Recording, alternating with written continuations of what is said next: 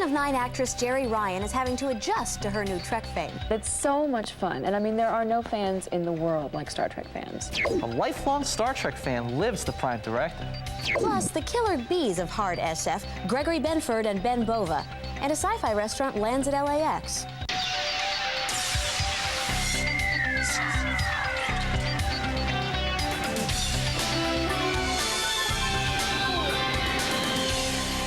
I'm Chase Masterson. And I'm Scott Mance. Her you know, me you don't. Not for long, Scott. Well, let's cut to the latest buzz from the Sci-Fi Wire. Films are brilliant and they're wonderful, and we don't make them.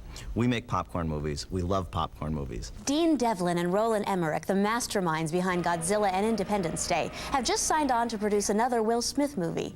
This one's entitled The Mark, and it's based on a script by comic book creator Rob Liefeld. The Mark takes place in New York City around 2001. It's about a young man who ends up with superhuman powers after a dying stranger transfers a peculiar mark to his hand. And with Sci-Fi's hottest producing duo on board, The Mark should begin shooting by year's end for a May 2000 release.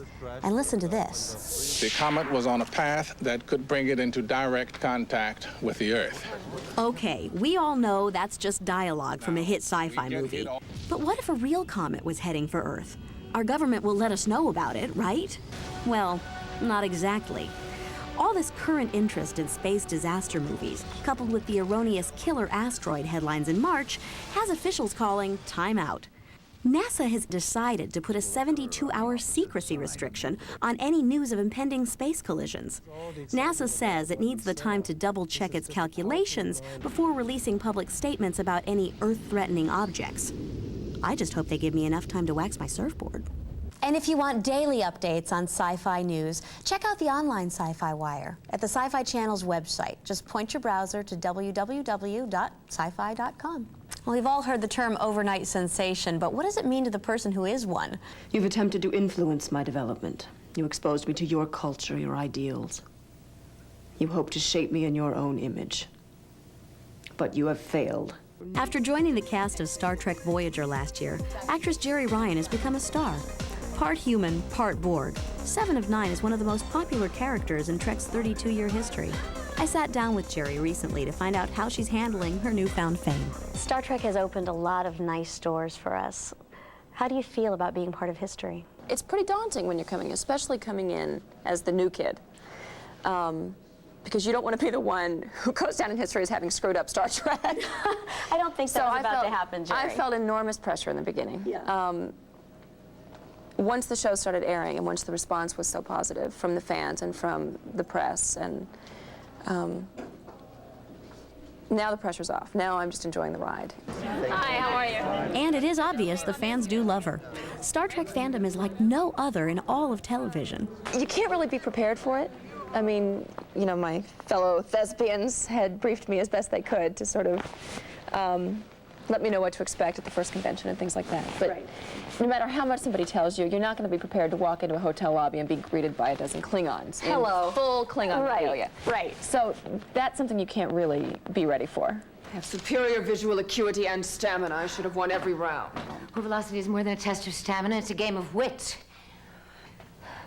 You are a frustrating opponent. Where do you hope to see 7 of 9 going in the future? I love the path that she's on right now. I think they have done such a beautiful job of not making her human too fast, which would have been the real obvious choice with this character in the beginning. And frankly, I was nervous. Like, as I said, I didn't know what to expect. It would have been real easy to take this character and say, okay, next week she's human, and she's in bed with him, and she's in bed with him, and she's in bed with him. But that's not Star Trek. That's not, they don't have a tendency to do that. And they have shown remarkable restraint in the writing with this character, which I think should be applauded.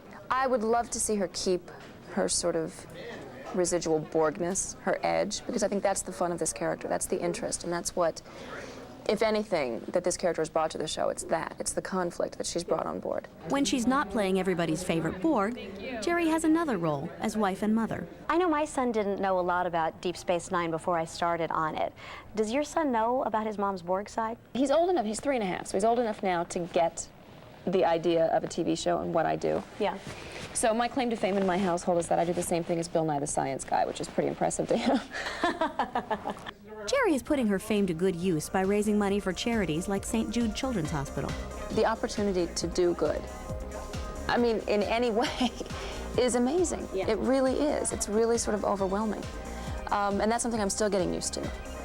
But it's just terrific. And people are so eager to help you and to help anything that you feel strongly about. So your charities are so supported by any fan. And it's remarkable. It really is. Next, we'll take you to the spaciest restaurant in LA, and our fan profile features a lifelong lover of Star Trek. 230 knots. 10 feet. 220 knots. 5 feet. 4 knots. 200 knots. 190 knots. Down. Speed brakes and traction. Oh, is it coming down?